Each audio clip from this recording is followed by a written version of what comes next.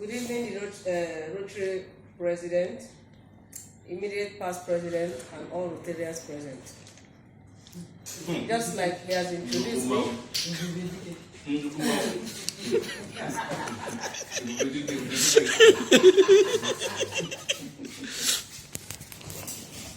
My name is Jacqueline, Allison. Just like he has rightly said, I'm a daughter of the soil. Both parents are from here, and my husband is also from here, precisely Allison House. I schooled at the River State School of Nursing, Port Harcourt, my forum name, on the 11th of September 1989. On my graduation, I was posted to work in Bonny local government, where I come from. Then in 1993, I had an admission to go and study my midwifery training at the River State School of Midwifery, Emekuku D-Line. After there, I came out, worked a bit in my local government here, and later gained admission into the School of Public Health Nursing, my where I studied Public Health Nursing and Community Health Officers program, graduated, was reposted in 2011. The then PAMSEC Dr. Okujago made me Deputy Primary Healthcare Coordinator for the local government in 2011. That was during the reign of Edward Ebenezer Pepper. Before I was reposted and reposted again in 2015, finally, as a Deputy Primary Healthcare Coordinator for the local government attached to the Primary Health Center at Bega Road, where I am the Chief Nursing Officer till date.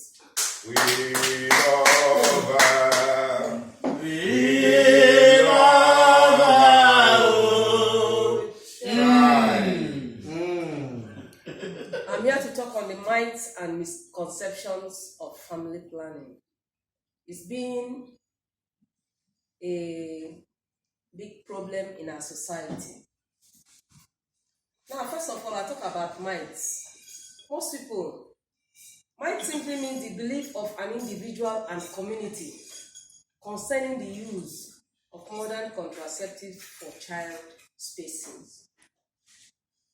These are negative beliefs and misconceptions about families planning child spacing. By definition, family planning child spacing is one of the key primary healthcare strategies with important benefits for both maternal and child health. It is a component of the strategies adopted by WHO to combat the rising incidence of maternal mortality as indicated in the Safe Motherhood Initiative, hence the definition by WHO, which states that family planning child spacing is a way of thinking and living that is adopted voluntarily upon the basis of knowledge, attitudes, and responsible decision by individuals and couples in order to promote health and welfare of the family group, and thus contribute effectively and meaningfully to the social development of the country. That is the definition by World Health Organization. Now we say family planning is one of the most cost-effective ways to prevent maternal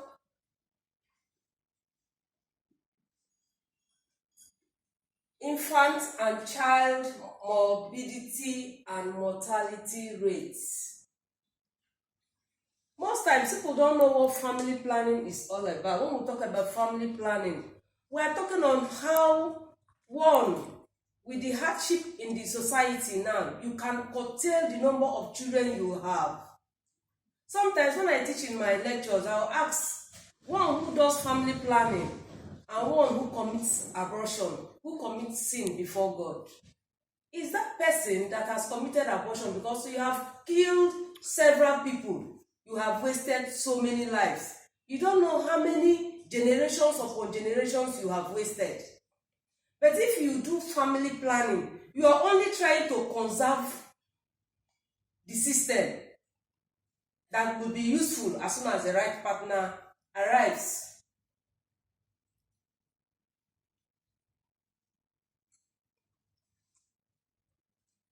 Family planning, in continuation, it can reduce maternal mortality by reducing the risk of unintended pregnancies, the number of abortions, and the proportion of births at high risk. Initially, it was said that it's only young girls that go for abortion. Presently, married women go into abortion speedily. In course of doing such abortions, if they go to quacks, you see they die. They bleed profusely, hemorrhage will occur, and they will die. This is not what we want for our sisters, our mothers, as the case may be. It has been estimated that meeting women's need for modern contraceptive will prevent about 1/3 of all maternal deaths through saving 140,000 to 150,000 lives per year, as recorded in the Global Family Planning Summit of 2012. It is also said that with more than 190 million people, Nigeria is the most populous country in Africa and the 7th country in the world. Most populous, when I'm talking about the most populous place, Nigeria is number 1.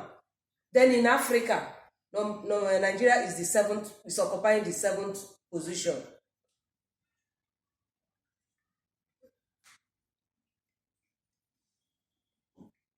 With an annual population growth rate of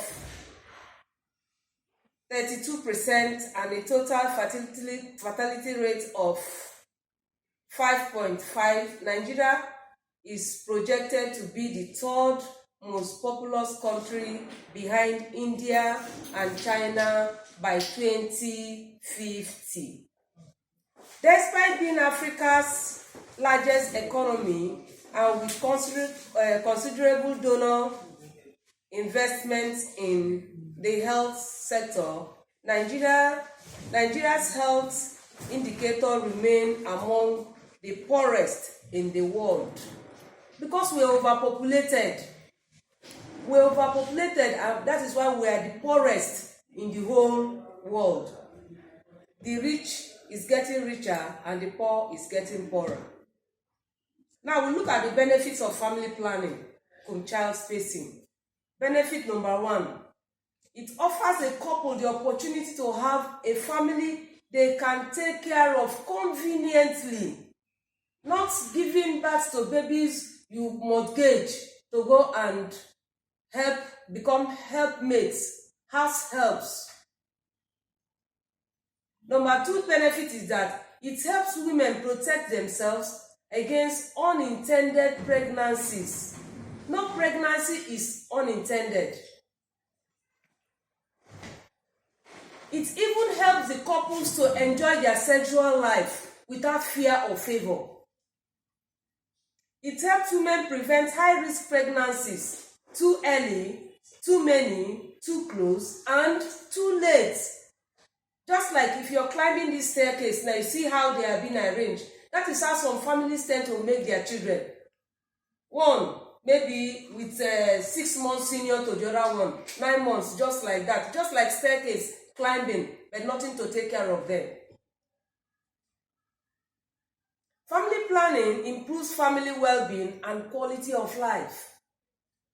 My people used to say, it's better you have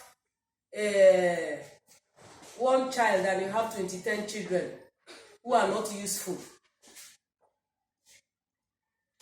Like there's a proverb in Bonny will say, mma ahọrọ nkụ enweghị isi, nke enwere isi ahọrọ nkụ. It's not supposed to be like that. You have a knife. The knife should have a head, and the knife should be sharp. The next one is that it improves family well-being and quality of life. Condoms help prevent STIs. Investment in family planning can reduce poverty and ultimately increase the gross domestic product, GDP, of the country. Now, look at the effectiveness of family planning from child spacing methods. Before we look at that, we'll talk about the types. We have the barrier methods. We have the implants. And when we talk about the barrier methods, we are talking about the condoms.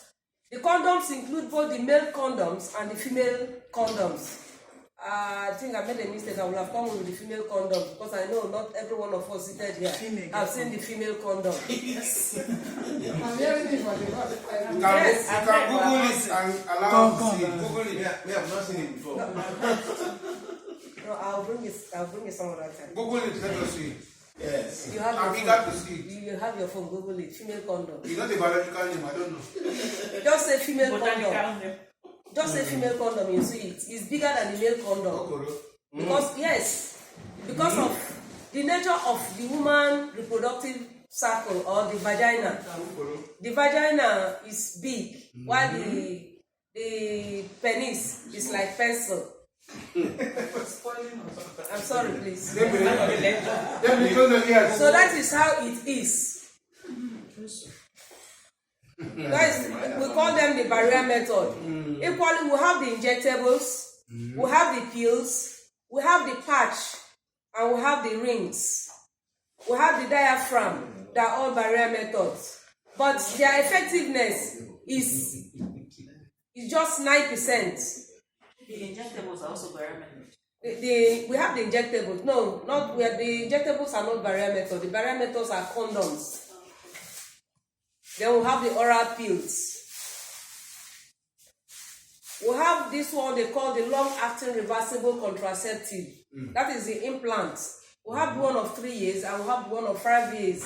We have the IUD, the intrauterine device. Then we have tubal ligation for women and vasectomy for men. Yes. So that is just about the types of family planning methods we have. Then when we talk about its effectiveness, the long-acting reversible method, which include the implant, the IUD, the tubal ligation, and the vasectomy, they have effectiveness of 0.5%. 0.5%. If 100 women did it, or men, the vasectomy is for the men. It's very difficult. Out of 100, only 0.5 will come and say, even with this method, I was pregnant. 0.5. Yes. It's very minimal. It's very high. The effectiveness is very high. That's what they are telling Even you. up to 1%. The effectiveness is very high. Then, if you talk about the oral pill, it's just 9%. Out of 10 women, 9 women will come and tell you that they are pregnant. Why? Because it's not everybody that like taking drug. This drug, you will be taking it once every day at a particular time. You must keep a time for you to get the effectiveness of it. That is just the forgetfulness is the problem. That is why most women, even while they are on the oral pills, they still get pregnant. Because every tablet has what it does in your system. Now, we talk about the condom. The condom, when being used, must be correctly and consistently used. Not when you use today, tomorrow you don't use it. Or because you have not gotten up to you have not arrived. You have not produced, the sperm hasn't come. Okay. You now say, I'm coming, let me go and drink water, you come back, and you still want to use that same condom. We usually advise that when it comes to that level, as you're coming for the second time to meet up, you have to remove that condom.